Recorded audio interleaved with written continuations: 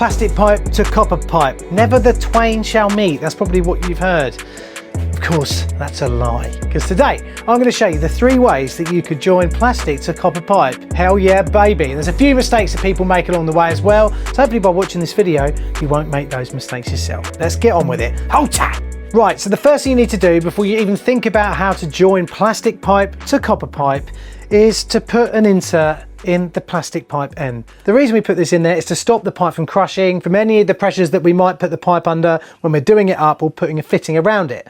So the first way that you can join a plastic pipe to some copper pipe is to use a push fit fitting. This is a very old one here, made by Hep2O. You can get elbow types, straight coupling types, even ones that go from 15mm to 22mm, and even more, I believe. You can also get special releasing tools for these as well, because once these are together, they're very hard to get apart without the tool. Now, if you're very new to this and you've never done this before, you want to imagine your pipe going all the way to this little mark, just about here on the fitting, and then measure back from there and just pop a mark on there, and then you'll know if it's fully in or not, okay? So now we can push that in, and that's pretty much where we want it to be, okay? So we know that we've got that fully in, we can give that a good old push and that's okay. Very simply now, we can now push on our piece of copper pipe in there, like so. And that's it. Number 1, that's the first way you can join plastic to copper pipe, just use a push fit fitting. Let's look at number 2. The other way is to use a compression fitting. So we've got a nice little ISO here, which could act as a straight compression fitting coupling. Like just for this video, don't use one of these as a straight compression coupling, buy a proper straight compression coupling. But you never know, you might have first fixed in plastic and you want to get up in your second fix off to copper. So here's how you do it.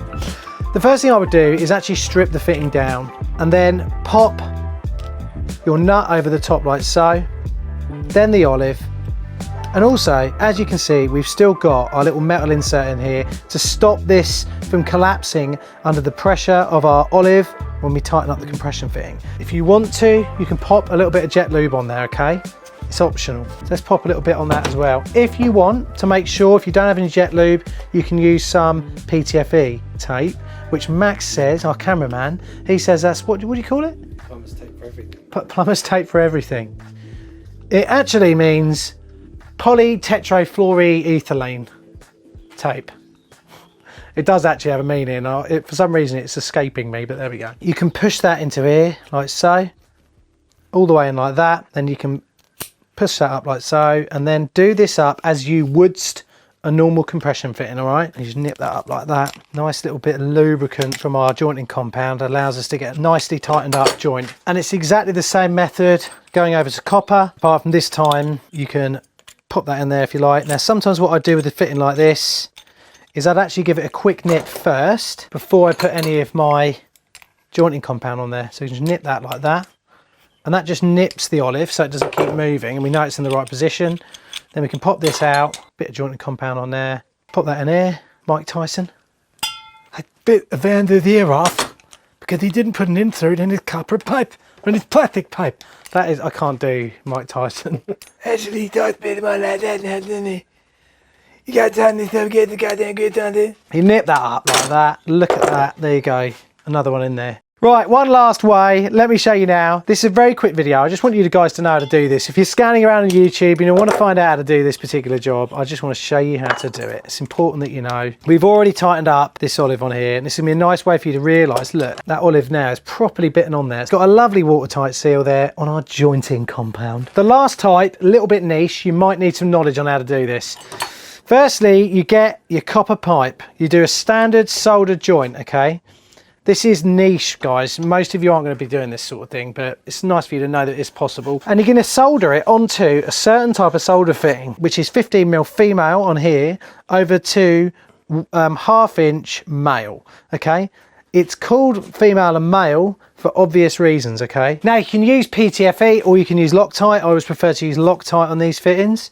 And we pop a Loctite on here. But like I say, you can use PTFE. I've done a video on how you can use PTFE in the past, like. I'll have to go back to when I was a chubby little man on YouTube. Then you get yourself a male 1/2 inch to 15mm compression fitting.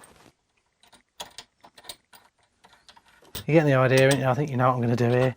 And then we get our trusty little bit of pipe here. Now, one thing I want to say, silver nuts can go on brass fittings and vice versa. It just doesn't look great, that's all. You pop that on there like that, and we do that up, and there we go. That's a mechanical way. Solder to iron to 15mm compression. If you nip that up, that's the last, and probably I'd say the best way. I quite like that method because it looks proper. A great way to join 15mm copper pipe to plastic pipe. But remember, there are a lot of mistakes that you can make in the world of plumbing, so you need to know how to avoid them. Do that by watching this video right here. It's going to give you the 4 mistakes that everyone makes when doing this particular job.